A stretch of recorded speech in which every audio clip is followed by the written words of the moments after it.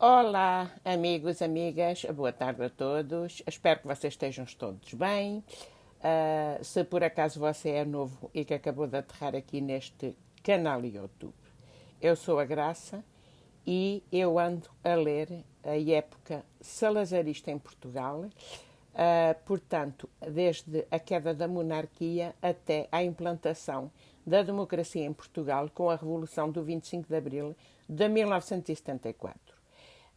Portanto, não ando a ler à toa, ando a ler uma coleção de mais de 30 livros que eu comprei há muitos anos e que nunca tinha tempo de ter lido. E agora, como estou reformada, lembrei-me de começar a lê-la e partilhar com vocês aquilo que eu vou lendo. Para aqueles que se interessam o que é que se passou verdadeiramente na época salazarista, a ascensão de Salazar ao poder, o que se contava e o que se ocultava durante o Estado Novo, é o que diz esta coleção que eu ando a ler. Estou no primeiro livro, A Ascensão de Salazar ao Poder, de 1926 a 1932. Está aqui o primeiro livro da coleção que eu ando a ler e que decidi partilhar com vocês. Portanto, isto é a continuação de outros vídeos que eu tenho andado a publicar todos os dias.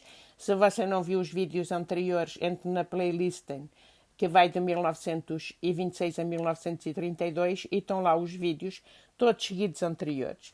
Nós estamos na parte da biografia de Salazar, ainda quando ele estava na Universidade de Coimbra, e que já tinha passado a ser professor da universidade. Foi o vídeo de ontem, foi a falar dele já ser professor da universidade, e esta parte da biografia foi escrita por portanto, António Simões do Paço. Eu vou sempre buscar o nome da pessoa que escreveu, porque, como vocês podem imaginar, uma coleção de livros deste tamanho, é evidente que foi escrita por muitos historiadores, não é? Não é escrito só por um.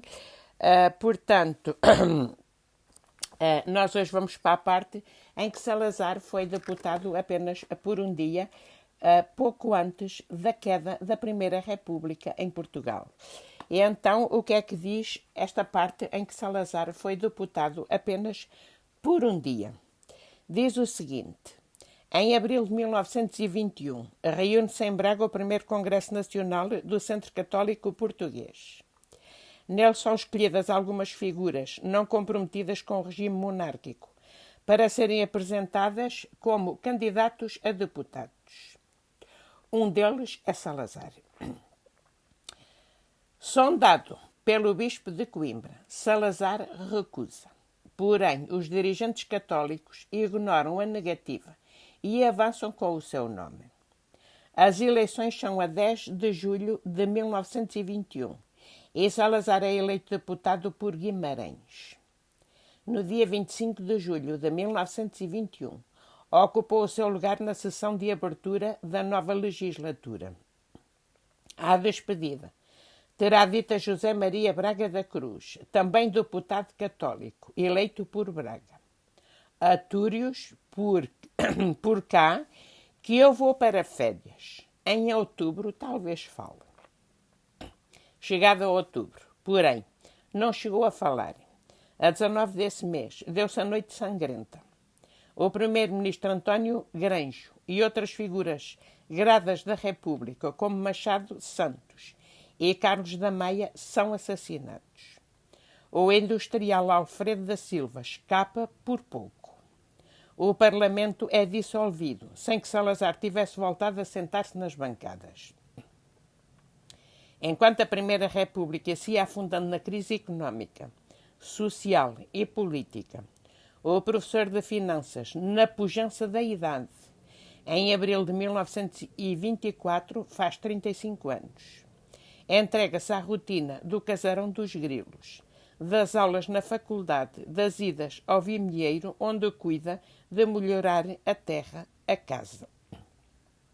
Portanto, para quem chegou hoje aqui a este vídeo e que não sabe, o casarão dos grilos, portanto, era a casa de Coimbra, que ele partilhou desde o início, que foi para lá estudar com outros estudantes, chamava-se o casarão dos grilos. E o Vimieiro era a terra onde ele nasceu, portanto, que ele nunca desligou e manteve sempre essa casa até ao final da sua vida. Eu acho que até hoje, se não me engano, é o Museu Salazar ou qualquer coisa, essa casa, que eu acho que ele tinha herdado dos pais, mas também não tenho a certeza. A gente talvez vá sabendo com o avançar da leitura dos livros sobre a época salazarista em Portugal. Calco rei a Coimbra, em passadas lentas, graves, sempre vestido de escuro, chapéu de abas largas reviradas. Isto era o estilo que ele vestia. Presta uma atenção aparentemente distraída à vida política. Porque, pelos vistos, pelo que eu já houve aqui um vídeo que explicava isso, ele disse sempre que não se interessava por política. E depois deu no que deu, que a gente sabe, depois instalou uma ditadura fascista em Portugal de quase 50 anos. As finanças pessoais não lhe trazem inquietações. Os vencimentos do professor acrescentava às receitas dos parceiros, para que ia sendo solicitado, e da sua cota da Coimbra Editora. Portanto, como foi dito já no vídeo de ontem, ele tinha tirado o curso de Direito e já começava a trabalhar um pouco na parte jurídica do curso que ele tinha tirado, além de lecionar na universidade onde tinha estudado. Portanto, ele ganhava bem a vida dele. Em janeiro de 1924, começa a escrever para o Novidades, órgão da Igreja Católica.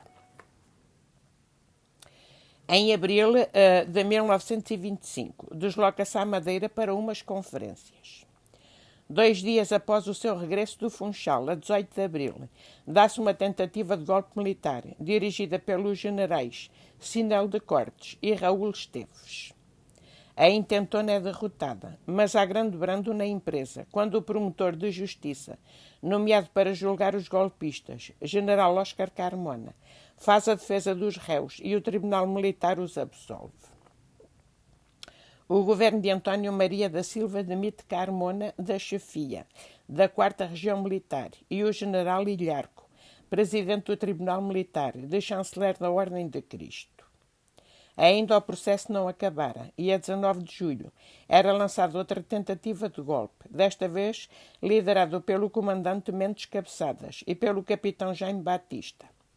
Também foi derrotado, mas pressentia-se que a República resvalava para o abismo de vitória em vitória até à derrota final. Portanto, esta parte da biografia acaba hoje neste vídeo, porque amanhã vamos para a queda da Primeira República, por isso houve esta chamada A Noite Sangrenta, que deu depois, findou em a queda da Primeira República, será para o vídeo da manhã, e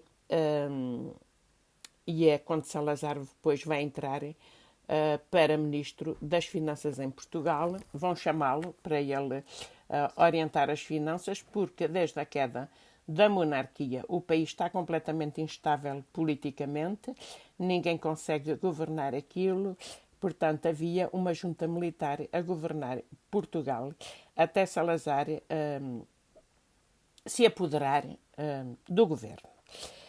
Eu vou acabar o vídeo aqui com uma caricatura que vem aqui na página 41 da coleção deste livro, do general António Oscar de Fragoso Carmona, que foi presidente da República em Portugal. Vem aí uma caricatura, não diz quem é que a fez. A legenda diz o seguinte: o general António Oscar de Fragoso Carmona, futuro presidente da República, gerou enorme polémica ao, na qualidade de promotor de justiça, defender os réus da tentativa de golpe militar de abril de 1925. Portanto, terminada esta época, que penso que a maior parte de nós, e vocês que veem os vídeos, não éramos nascidos, portanto, é uma questão da gente gostar de história, de saber o que é que se passou, que é o meu caso. Eu sempre gostei muito e não tinha tempo, agora tenho mais tempo para ler e para me cultivar, se vocês querem, porque não prejudica ninguém, a gente estamos sempre a aprender. Lembra-me, como eu já disse ontem no meu vídeo, que eu gostava muito do meu avô materno, que morreu quando eu tinha 18 anos, e ele tinha nascido em 1895. e ele passava horas a falar-me sobre a época dele portanto, está mais que provado que quanto mais velhos nós somos, mais a gente se lembra da nossa infância. Às vezes lembramos-nos mais do que vem para trás, verdadeiramente da primeira infância e da nossa juventude, do que propriamente aqueles anos mais próximos da velhice. E o meu avô falava muito na infância dele, na política que se passava em Portugal. Ele contava-me tudo, como é que eles viviam economicamente nessa altura. Antes, ele nasceu ainda na monarquia. Contou-me o regicídio, o assassinato de Dom Carlos I e do filho, da instabilidade política que se viveu com a implantação da República. Depois, na Segunda Guerra Mundial, já os meus pais, que já eram jovens, também me contavam muita coisa das privações que passavam e de precisarem de utilizar senhas para comprar comida. A gente vai falando nisto sempre ao longo dos vídeos, conforme vamos avançando nesta história, que é hiper interessante, porque eu já reparei que a maior parte dos vídeos que eu vejo sobre história de Portugal datam desde o Dom Afonso Henriques, a época dos descobrimentos, e pouco se fala o que é que foi realmente o Estado Novo e a época salazarista em Portugal. E eu lembrei-me realmente de dedicar este canal agora a esta parte, que penso que para muitos é interessante, para outros viveram o mesmo que eu, porque eu ainda nasci na época salazarista, eu tinha 11 anos quando se deu o 25 de Abril. Lembra-me como é que nós vivíamos na infância. A maior parte do país era realmente pobre, e eu fazia parte desses pobres. Portanto, vamos falando tudo isso ao longo dos vídeos. Fique comigo, acompanhe-me um bocadinho todos os dias. Isto vai ser um bocadinho todos os dias, porque nós amanhã vamos para a queda da Primeira República, que é muito interessante saber o que é que aconteceu. Até vem aqui uma fotografia da queda da Primeira República, e é com isto que eu termino o vídeo. Amanhã mais. Beijinhos, amigos. Estamos sexta-feira. Quantos são hoje? Esperem que eu digo para vocês. 7 de junho de 2024. Para muitos é fim de semana. Um bom fim de semana para vocês. Beijinhos. Bye, bye. Até amanhã.